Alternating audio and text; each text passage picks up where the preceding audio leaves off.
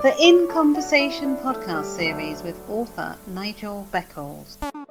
Please like the podcast and subscribe to this channel. Thank you. Welcome to the podcast. Get ready for takeoff.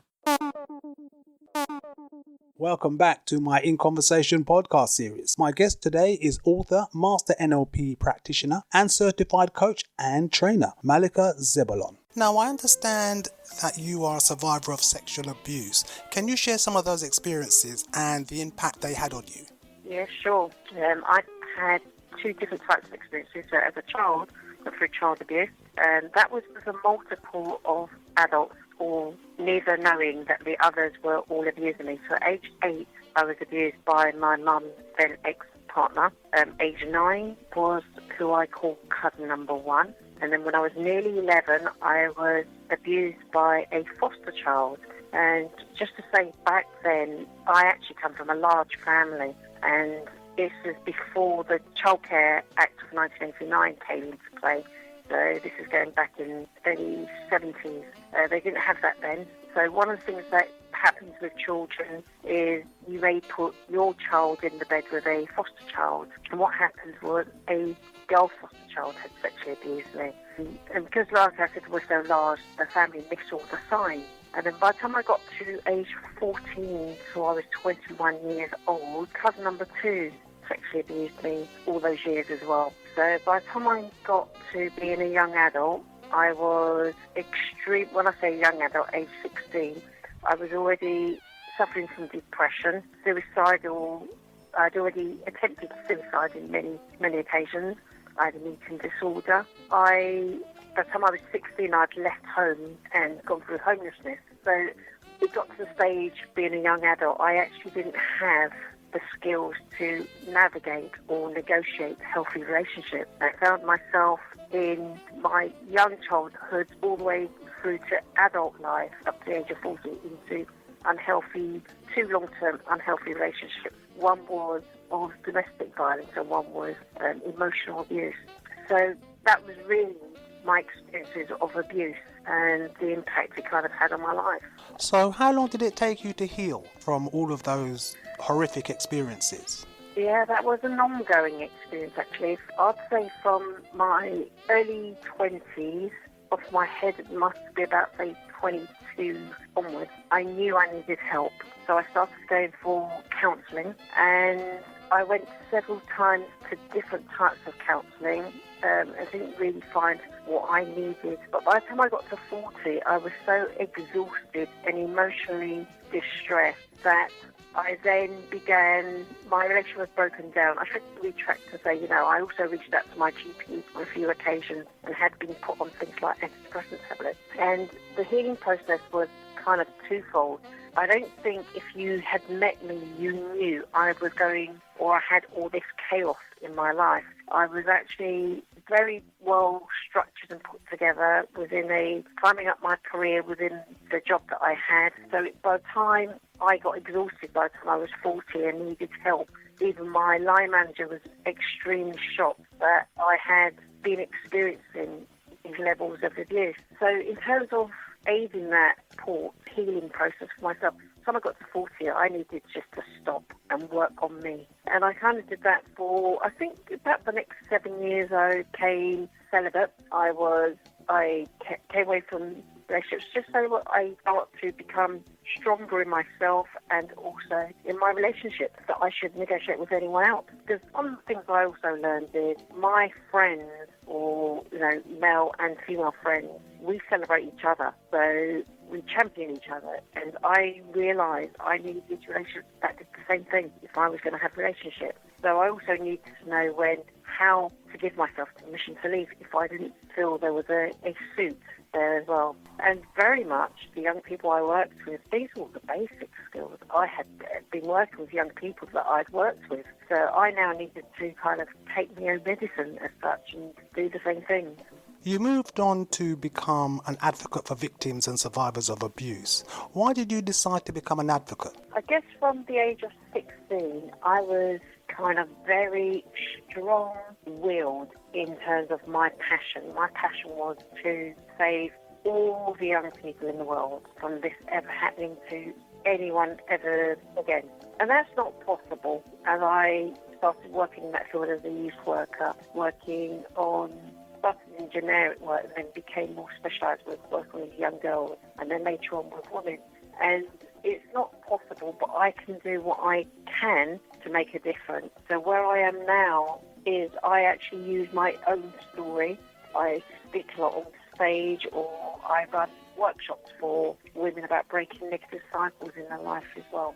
I also coach women as a certified coach, and I do that as well. That's a large group of different types of people to work with. Do you have a preferred type of client or someone who has particular issues they want to resolve to work with? Yeah, sure. For the last 38 years, I have worked with young people. I kind of had two separate hats. I kind of do those more in the statutory, not within the business that I run. The business that I run, I'm a certified coach, and I work with women who want to break cycles in their life, whether it's in their personal life or within their professional stroke business life.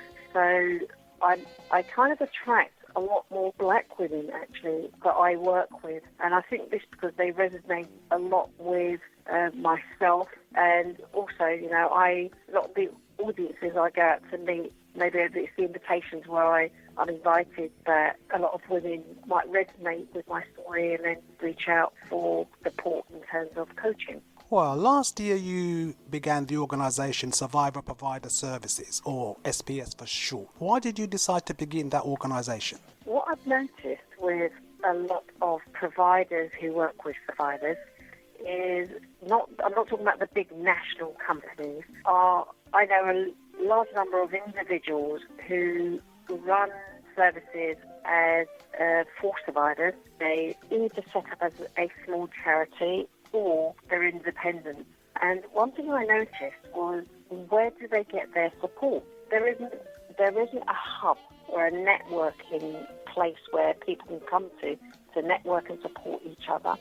And I also noticed that some of the practice that is out there is not it's not standardised in terms of, you may have someone saying that they're coaching someone, but yet they don't have a coaching certificate, or they're a relationship coach but they don't have such training. So some of the reasons behind setting this up was, firstly, as independents and small charities, it was to bring together the trauma and recovery programs, and so could expand our reach as well. And that was one of the things that was quite difficult for, if you're working as an independent, is not knowing all the different kind of avenues of reaching your marketing. So joining up together enabled us to do that. Like I said, the networking, it was also about self-care of the providers. And lastly, like I said, it was about raising the standards in the delivery and the practices. So what are your future plans for SPS? It's really to promote the services of trauma and recovery providers for the mainstream services, and in education, social care, and all aspects really. There was a lot of programs that aren't just about working with survivors. It might be if you are a professional who, some of your clients, or it could be that you are a head school and you've got to also look at the well-being, not just of the training, but the teachers as well, and helping them to understand how to work with survivors. So it really is about getting us out there and marketing what we've got. I also understand that you arrange coffee mornings for victims and survivors. What do these coffee mornings involve? The coffee mornings initially started because as a trainer, I was doing, like I said, the workshops called Learn to Let Go, attended by women. And once they'd come along for 2 days, they felt really kind of enlightened by some of the techniques that they had, and they also needed the support, continued support of implementing some of those techniques that they'd learned. So a lot of women kept on reaching out to me, and I couldn't feel like service all of those unless they were coaching clients at the time. Plus, what I'd established was a peer group from those training. So I set up the coffee morning, and what we do in the coffee morning really is about it.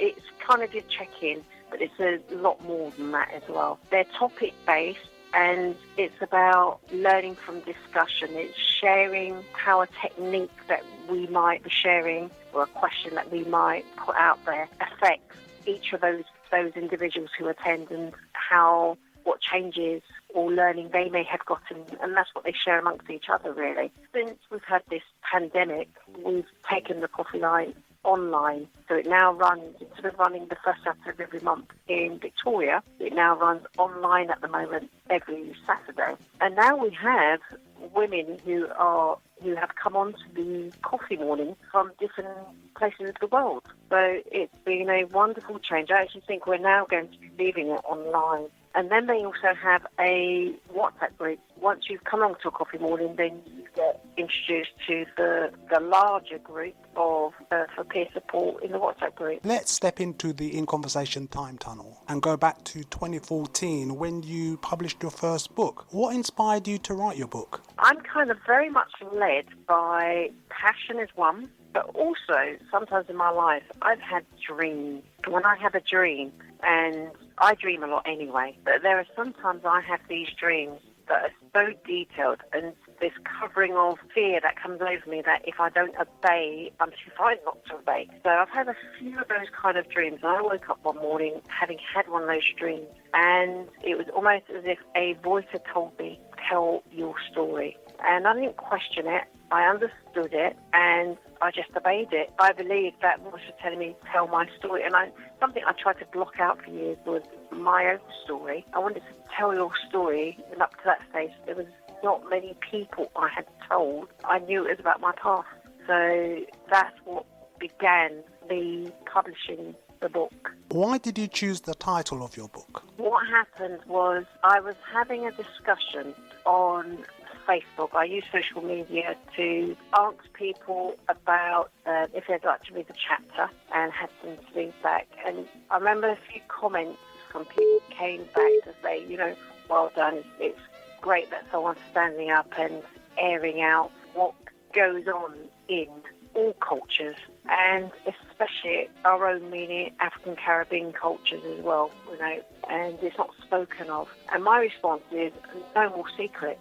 No more. I'm not doing no more secrets. And then came a few of them that said, that's your title. So it came to me, really, just out of discussion and just confirmation from those I was speaking to. So, Malakh, how can people contact you? Well, they can contact me either on my email, which is pr@malakhzebulun.com. I'll spell my name, Malakh, Malakh, and then Zebulun, Zebulun, pr@malakhzebulun.com, or on my website, malakhzebulun.com, or social media. You can find me on Facebook and LinkedIn. I'm also on YouTube as well. Thank you very much for your time, Malakh, and take care. Thank you so much, Nigel.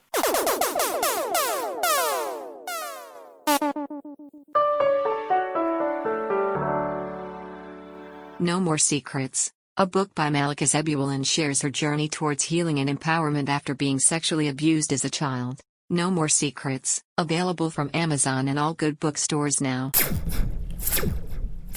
Have you experienced several failed relationships or been through a divorce? How can you avoid making the same mistakes again? How to avoid making the big relationship mistakes is out now.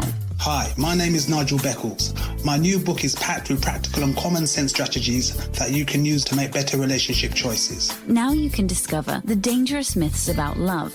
If your relationship expectations are realistic, why you could be falling in love for all the wrong reasons. How to avoid making the big relationship mistakes. It's a book that could change your life. Available from www.relationshipmistakesbook.com and amazon.co.uk. Kindle version also available. Award-winning author Pamela R. Haynes. Her latest book, Loving the Brothers, is available from Amazon and all good bookstores now. Nominated in the Best Writer category by the BLAC Awards for 2020. Loving the Brothers by author Pamela R. Haynes. Order your copy of a fantastic book now. Looking for Love is a documentary that explores black relationships in the UK, seeking answers to difficult questions, transforming the way we think about love and relationships. 50% of couples who marry this year will get divorced. Looking for Love from the award-winning director Menelik Shabazz is finally available on DVD. If I had been to a counsellor or been to a therapist, I would have dealt with a lot of those issues a a lot quicker. Get yours today from lookingforlovefilm.com.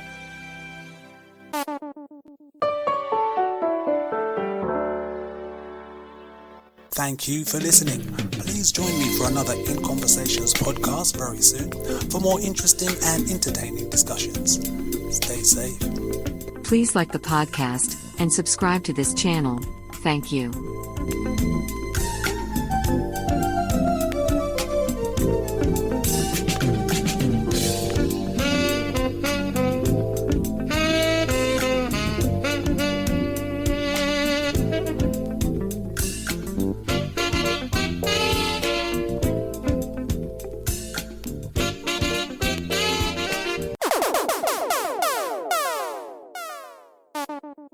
Please like the podcast and subscribe to this channel. Thank you.